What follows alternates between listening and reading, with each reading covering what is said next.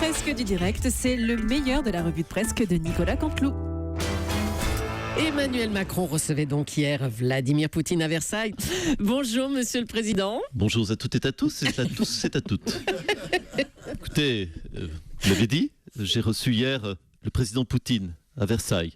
J'étais d'ailleurs très surpris, autant vous le confier, de ne pas le voir arriver torse nu avec un fusil, chevauchant un tigre blanc du Bengale avec des petites filles qui apportent des médailles comme on peut le voir sur ces chaînes de propagande. Non, il est simplement descendu de voiture. C'était, je dois le dire, plus sobre que prévu. Alors, vous avez fait preuve de fermeté, vous, apparemment. Hein. Ben, c'est la moindre des choses, ça perd l'hypopète. Alors, que lui ai-je dit? Parce que vous voulez tous savoir ce qui se dit dans les salons. Oui. Au-delà des interprètes. Je lui ai dit, écoute mon petit bonhomme, c'est terminé de me chanter Ramona avec la Syrie. À partir de maintenant, la musique va changer. Nom de nom. Voilà, et il avait peut-être l'habitude de s'essuyer les pieds sur François Hollande ou Nicolas Sarkozy, mais maintenant, je lui ai montré qui c'est Raoul. Hein, et puis après, nous avons déjeuné, et j'ai pris un cordon bleu et des coquillettes. Oh non. Avec un petit filou après. Oui, j'imprime mon style. Autorité et jeunesse. Alors, comment vous vous étiez préparé à recevoir Poutine? Racontez-nous.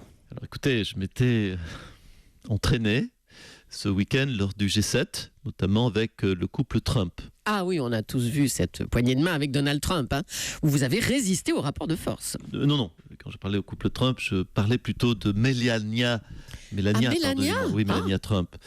Oui, je me suis entraîné à regarder fixement Melania Trump sans me marrer. Donc regarder sans me marrer, un visage tout gonflé par le Botox. Et c'est vrai que ça m'a beaucoup aidé pour ensuite regarder Vladimir Poutine. Merci Monsieur le Président. Ce sont des techniques simples. Bah oui. Les Républicains mettent la pression pour que Richard Ferrand quitte son poste de ministre. Jean-Vincent Placé, bonjour. Oui, bonjour. Alors, il doit partir selon vous, Richard Ferrand ? Écoutez, concernant Richard Ferrand, oui, sans aucune hésitation, je milite pour que Richard Ferrand s'en aille. Il faut plus vite qu'il libère ce poste de ministre. Je pense et que vous avez un nom en tête pour le remplacer? Je sais pas, moi. Écoutez, non, là, vous me prenez au dépourvu. Vous êtes sûr? Oui, et vous n'avez pas un ministre en tête, un gars proche de vous? Personne ne vous vient en tête? Non. En tout cas, le prochain ministre devra faire preuve d'une transparence totale. Hein. Ah ben là, au niveau transparence, vous pouvez pas mieux tomber. Je suis totalement transparent.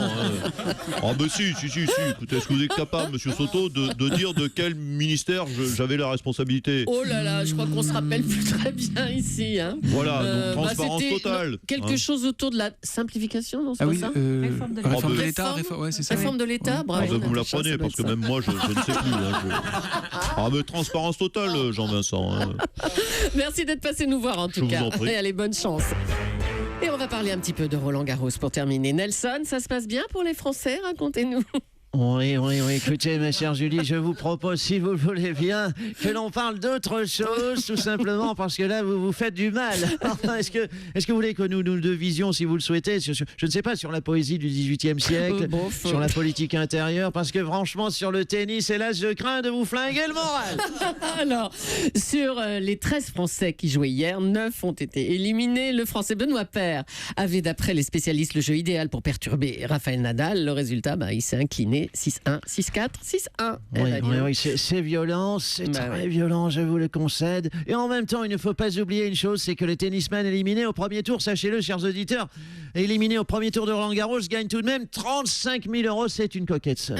C'est pas mal, hein, dites-moi. Oui, surtout que les tennisman français comme Benoît Paire qui perdent en une heure, voire des fois 59, 58 minutes, finalement, au tarif horaire, 35 000 € de l'heure, nos tennisman français sont certainement les mieux payés du circuit. Cocorico.